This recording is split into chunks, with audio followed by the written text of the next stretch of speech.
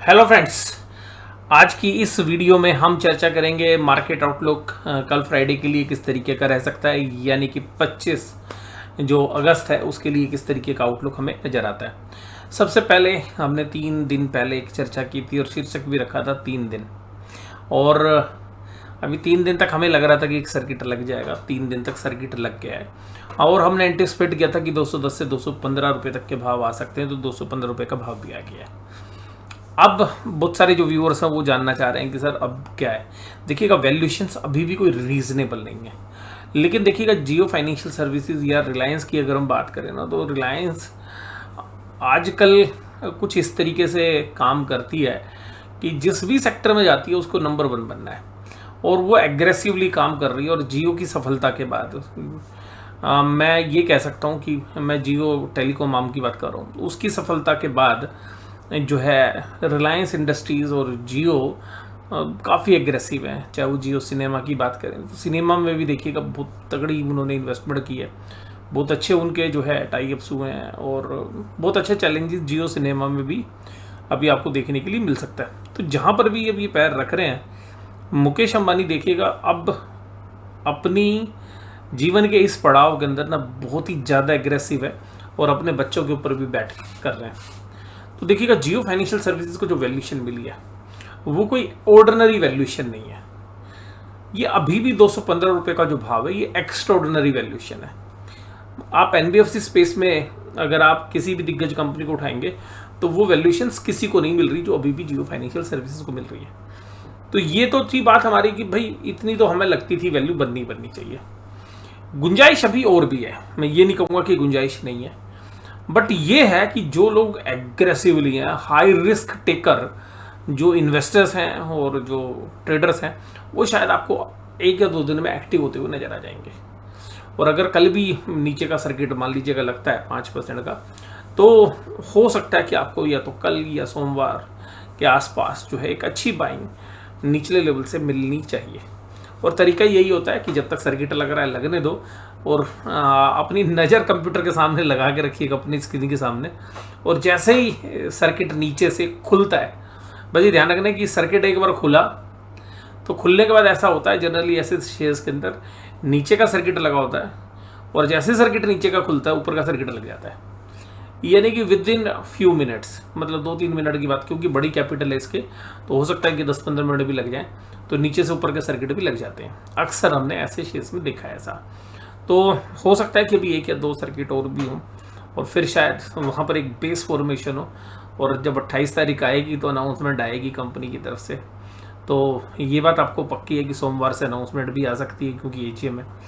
तो कल के दिन में ऐसा हो सकता है कि नीचे का सर्किट बेशक से लगे जियो फाइनेंशियल सर्विसेज में, लेकिन कुछ उठाव आ सकता है, कुछ उठाव जो है हमें देखने के लिए मिल सकता है। कल अगर लोअर सर्किट पर शेयर मिलता है तो हमें ऐसे चांसेस लग रहे हैं कि क्योंकि 28 तारीख को एजीएम है तो तब तक शायद या तो कल खुल जाए सर्किट या शायद सोमवार को खुल जाए, तो चांसेस हैं।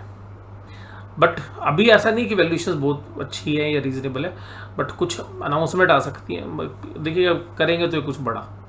और ऐसे जो चांसेस हैं कि भाई ये मार्केट में जहाँ पर भी जाते हैं पेनेट्रेट करने की कोशिश करते हैं।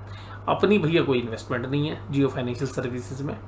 अभी देखिएगा इरादा तो कल देखेंगे, देखिए क्योंकि कुछ चीज़ें ऐसी होती है जो स्क्रीन के सामने ही भाव देखने के बाद ही हो सकती है। हो सकता है कि थोड़ी बहुत क्वांटिटी के बारे में कुछ राय रखी जा सके, तो भी फाइनल थोड़ा सा और फर्दर जो है कल का एक मूवमेंट देख लेते हैं। तो ऐसा है क्योंकि बड़ी कैपिटल वाला शेयर है, कोई ऐसा तो है नहीं कि ये शेयर मिलेगा नहीं, मिलेगा यहीं ठीक है 5-7 रुपये ऊपर या 5-7 रुपये नीचे।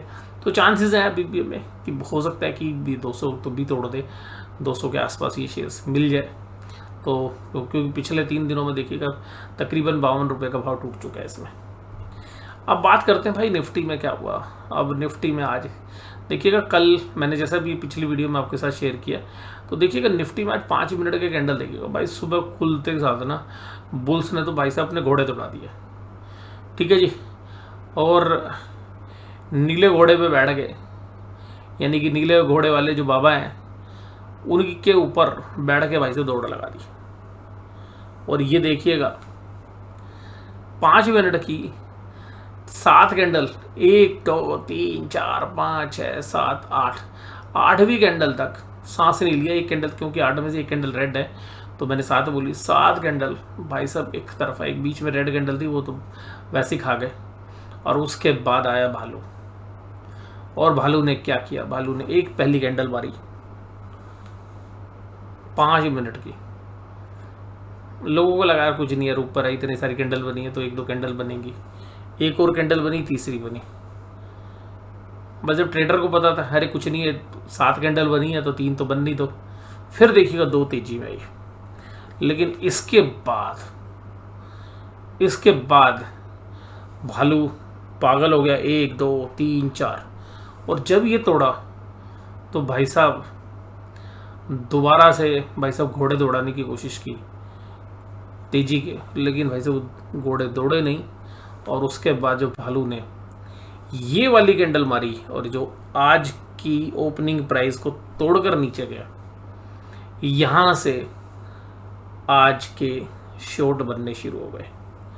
क्योंकि जो इंट्राडे ट्रेडर्स हैं उन्होंने कहा यहाँ का लगाओ स्टॉप लॉस इंट्राडे में और बाजार को ठोके जाओ आज। तो क्योंकि जब इस तरीके से एक राइज के बाद बाजार गिर जाता है 1 से 1.5 घंटे के अंदर, तो जनरली जो ट्रेडर्स हैं, मैं ट्रेडर्स के माइंडसेट बता रहा हूँ, ट्रेडर्स क्या करते हैं अपनी तेजी की पोजीशंस को काट देते हैं, स्टॉप लॉस काट देते हैं, मंदी की पोजीशंस बनाते हैं और मंदी की पोजीशन का स्टॉप लॉस रखते हैं। यहाँ पर जो आज का ओपनिंग प्राइस था थोड़ा सा, क्योंकि आजकल स्टॉप लॉस हंटिंग भी होती है तो थोड़ा सा ऊपर लगा लेते हैं 5-7 रुपये और ऊपर। और उसके बाद देखिएगा मंदी वालों ने दे बाजार को ठोका, बीच में आया भी, लेकिन ये आज के स्टॉप लॉस थे भाई, बाजार को बेचे जाओ और ऊपर का यहाँ पे स्टॉप लॉस रखे जाओ, और बाजार देखिएगा दिन के लोएस्ट लेवल के ऊपर बंद हुआ। तो ऐसा फॉल आपने कम देखा है, बहुत कम होता है कि निफ्टी में इस तरीके का फॉल आपको देखने के लिए मिले। हाल फिलहाल में तो आपने देखा नहीं है। और रीज़न मैंने बताया था कल क्योंकि वो परसों सॉरी कि जो ऑप्शन चेन के अंदर काफ़ी ज़बरदस्त कॉल रेटिंग थी इंडेक्स लेवल पे। ये 15 मिनट का चार्ट, 15 मिनट का चार्ट तो ऐसा लगे जैसे ऐसे ही तोड़ दिया एक ही बार में। मतलब आज भालू कुछ खा के नहीं आया और भालू आज गुस्से में था और भालू ने भाई साहब निफ्टी को तोड़ा, बैंक निफ्टी में नहीं, क्योंकि बैंक निफ्टी में तो तेजी की पोजीशन बनी हुई थी। लेकिन निफ्टी का भालू था आज, निफ्टी का भालू एक्टिव था, बोला भैया कुछ भी आओ मैं आज नहीं छोड़ूंगा, आज मुझे फेंकना है। तो आज भालू ने बहुत जबरदस्त तरीके से फेंका।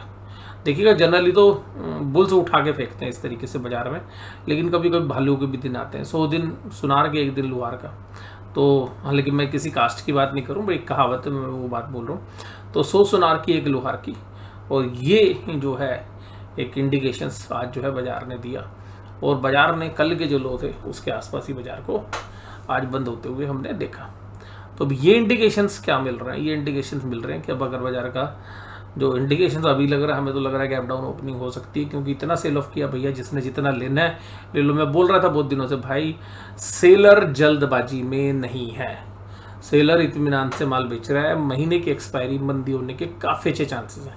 देखिएगा मैं ये कर रहा हूँ, मैं चांस बोल रहा हूँ, अपना ट्रेड लें भाई, फाइनेंशियल एडवाइस सलाह लें, फिर भी आप अपना टेक्निकल सेटअप देख के रखिए, क्योंकि बाजार बहुत वोलेटाइल हो गया और अभी और होगा। अब अगर हम निफ्टी बैंक में देखो तो निफ्टी बैंक में यार इतनी गिरावट नहीं थी, लेकिन क्योंकि मैंने कहा कि भाई निफ्टी की पोजीशन मंदी की थी, तो निफ्टी बैंक ने गिरने में बहुत देर लगाई। आजकल लो तोड़ने में भी निफ्टी से ज़्यादा देर लगाई, और उसके बाद भी जो फॉल हुआ वो धीरे धीरे हुआ। हालांकि ये भी अपने दिन के लोएस्ट लेवल पे बंद हुआ। लोएस्ट पे तो होना ही था, क्योंकि भैया वो निफ्टी वालों ने अपना बाजार बंद कराना था ना नीचे। और कल देखिएगा यहाँ पर चाल खेली थी निफ्टी बैंक वालों ने, और जिसकी वजह से निफ्टी उठाया था। और भाई निफ्टी में कॉल राइटर बैठे हुए थे, वो कह रहे भाई हमने तो ऑप्शन बेची हुई है यार, हमें तो बाजार नीचे चाहिए।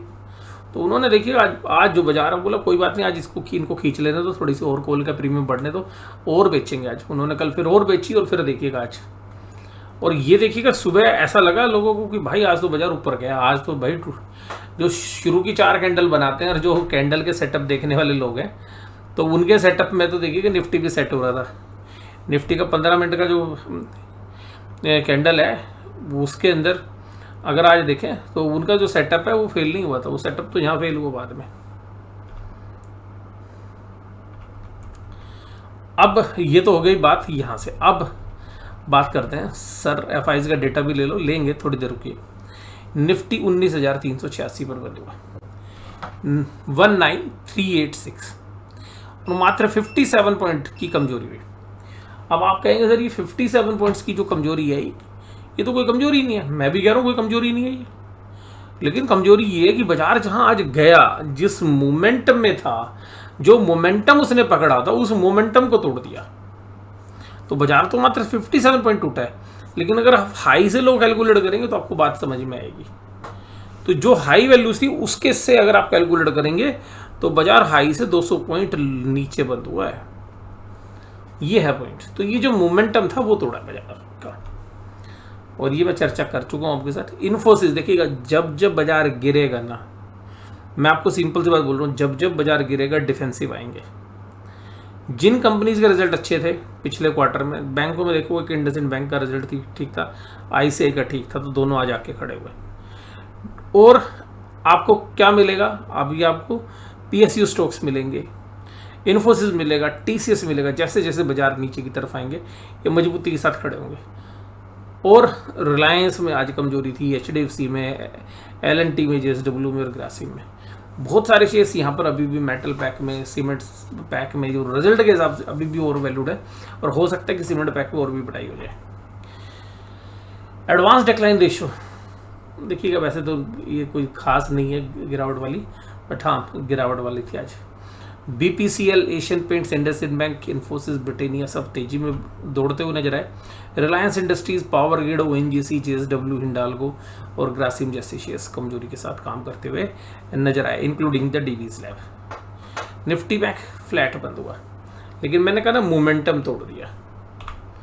और अब देखिएगा यहाँ से एक लग रहा था शॉर्टर टाइम फ्रेम में एक राउंडिंग बॉटम बन रहा है, अभी भी हालांकि कंफर्म है या अभी राउंडिंग बॉटम है। अब ये देखिएगा इस बॉटम के ऊपर यहीं पर सेलिंग आ गई, तो अगर ये यहाँ से ऊपर जाता तो एक ब्रेकआउट जो है आप एंटिसिपेट करते हैं।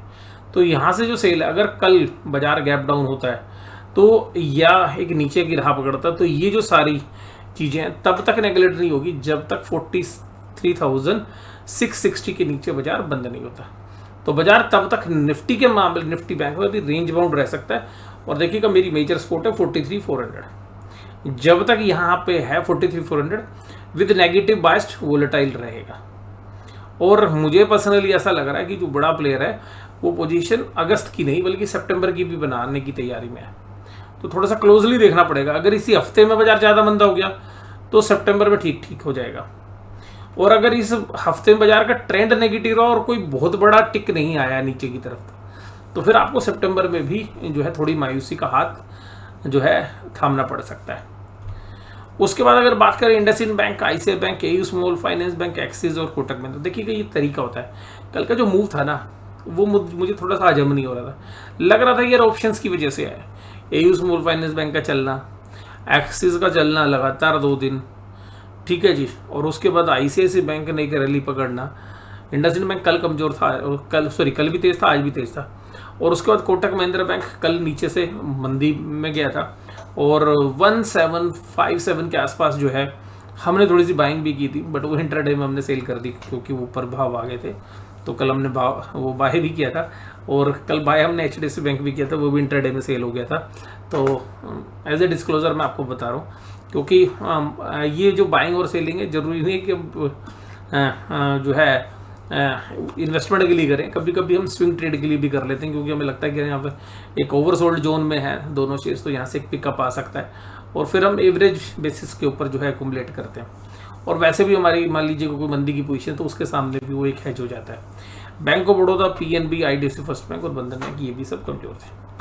IndusInd bank, AU small finance bank, axis bank, ICI bank, SBI ये सब तेजी में थे। बाकी सब मंदी में। एफआईआईज ने आज क्या किया, एफआईआईज ने भाई आज सबको चौंका दिया। आप कहोगे ये क्या हुआ, यही हुआ है आज। 1524 करोड़ की बाइंग की है, 5796 करोड़ की डीआईज ने बाइंग की है। इस महीने की सबसे बड़ी, हाल फिलहाल के दिनों की सबसे बड़ी बाइंग है 5796 करोड़। अरे इतना होने के बावजूद सर बाजार टूट गया, ऊपर से निफ्टी माइनस से बंद हुआ। ये कौन है, ये जिसने आज माल बेचा ये कौन है सर? ये कोई नहीं है, ये प्रो अकाउंट वाले हैं, मिस्टर इंडिया है, HNI इन्वेस्टर्स हैं, उन्होंने मुझे लगता है कि एक अच्छी खासी सेलिंग की है। और ये जो FIIs की भी बाइंग है ना, ये इंडेक्स के बाहर लग रही है मुझे। रीज़न ये है क्योंकि इन्होंने जो ऑप्शंस में अपनी पोजीशंस को न्यूट्रलाइज जो करा है, क्योंकि इनको भी अपनी ऑप्शंस बेचनी थी, इन्होंने आज ऑप्शंस बेचने की बजाय खरीदी भी हैं। तो इसका मतलब है कि ये भी नहीं चाह रहे थे कि बाजार टूटे। तो हो सकता है कि इसमें से एक बड़ा ऑप्शंस का जो, जैसे कल यहाँ पे हम एंटिसिपेट कर रहे थे कि भाई पुट ऑप्शंस भी हो सकती हैं, कॉल भी, तो हम एंटिसिपेट कर रहे थे कि पुट ज़्यादा होंगी, लेकिन उसमें कॉल थी। तो ये देखिएगा अब ये जो दारोमदार है, क्योंकि अगर उन्होंने बाइंग भी की है और कैश में, लेकिन ये FIIs देखिएगा स्टॉक फ्यूचर्स में काफ़ी लंबा शॉर्ट बैठे हुए हैं। तो ये स्टॉक फ्यूचर्स में आज भी 847 बेचा और 17,601 करोड़ की सेलिंग है। तो जो ऑप्शंस की जो भी बाइंग आती है तो एक बड़ा मूवमेंट एंटिसिपेट होता है, जैसे हमने यहाँ भी कहा था। लेकिन हम ये उम्मीद कर रहे थे कि क्योंकि जिस तरीके से बाजार में वीकनेस बनी हुई थी, हम नीचे का मूव कर रहे थे, लेकिन बाजार में बड़े प्लेयर ने बहुत बढ़िया हो गया। मंदी करने वाले ने, मुझे लगता है कि जल्दबाजी नहीं थी, उसने कहा ठीक है इसको खींचने दो ऊपर बाजार को, बुल्स को, जब ऊपर जाएगा ना तो ऊपर के भाव पे माल बेचेंगे। तो मुझे लगता है कि अब ऊपरी लेवल पर सेल ऑन राइज वाली मार्केट है, और अभी भी देखिएगा सेल ऑन राइज ही हुआ। तो जिन्होंने भी सेल ऑन राइज बेचा वो अभी तक पैसा बना रहे हैं और मुझे अभी भी लगता है कि बाजार सेल ऑन राइज ही रहने वाला है एक्सपायरी तक, और वोलाटाइल भी रहेगा। और ऐसा लग रहा है कि कुछ बड़ी मूवमेंट भी जो है आपको नेक्स्ट वीक में मिल सकती है, और कल भी जो है हमें लगता है सेल ऑन राइज वाली मार्केट रहेगी। और इसके बाद अगर हम बात करें, देखिएगा जहाँ पर सेल ऑन राइज नहीं लगता ना वो है ऑप्शन चेन। ऑप्शन चेन में पुट कॉल रेशियो को देखो ना यार, ये ऐसा लग रहा है कि आज निफ्टी जिस तरीके से ऊपर से बेचा है, पुट राइटर बैकफुट पे हो गया, उसने पुट बेची नहीं। इसी तरीके से बैंक निफ्टी का पुट राइटर तो फिर भी एक्टिव है, क्योंकि बैंक निफ्टी मजबूती थी तो पुट बिक रही है। तो अगर निफ्टी को देखें तो निफ्टी में ऐसा लगता है भाई बाजार को तोड़ेंगे तो फंसाएंगे किसको, क्योंकि पुट राइटर है ही नहीं। लेकिन कॉल राइटर एक्टिवली बैठा हुआ है, वो बाजार को ऊपर नहीं जाने देना चाहता, नीचे जाए ना जाए। उसने क्यों कॉल बेच रखी है, वो कह रहा भैया मेरे तो कॉल का प्रीमियम खाना है, मैं ऊपर नहीं जाना दूंगा, नीचे जाए ना जाए। बट ये महीने का लास्ट है तो ध्यान रखिएगा, बहुत अच्छी मंदी जो है बड़े प्लेयर्स ने बनाई हुई है। Dow Jones industrial average, Nvidia के अच्छे रिजल्ट आए, नेस्डेक प्लस में था, S&P 500 प्लस में था, डाउ जोन्स प्लस में था, भाई तीनों माइनस में चले गए। ½ % करीबन डाउ जोन्स माइनस आ गया, नेस्डेक तकरीबन 1% से ऊपर माइनस है, 0.80 यानी कि 0.80 यानी कि लगभग 1% के आसपास ही हो गया। S&P 500 माइनस में। इंडिया के लिए अच्छी खबर है, ब्रेंट क्रूड नीचे आ रहा है। और ऑप्शन चेन के डेटा मैंने निफ्टी के आपके साथ डिस्कस कर लिए थे दूसरी वीडियो में। और बैंक निफ्टी में देखिएगा, बैंक निफ्टी में ऐसी कोई राइटिंग खास नहीं है, 44,000 पे। कॉल साइड में 1,13,000 कॉन्ट्रैक्ट है, तो पुट साइड में 1,12,000 बराबर का मामला है, लेकिन निफ्टी में राइटिंग ज़्यादा है। और लेकिन यहाँ पे देखिएगा नीचे पुट राइटिंग नहीं है, लेकिन ऊपर कॉल राइटिंग हो गई है बैंक निफ्टी में भी। तो इसका मतलब है कि बैंक निफ्टी में भी सेल ऑन राइज रहने वाला है। तो आज की इस वीडियो में बस केवल इतना ही। वीडियो आपको कैसी लगी जरूर से जरूर कमेंट बॉक्स में बताइएगा मुझे। वीडियो देखने के लिए धन्यवाद, थैंक यू वेरी मच।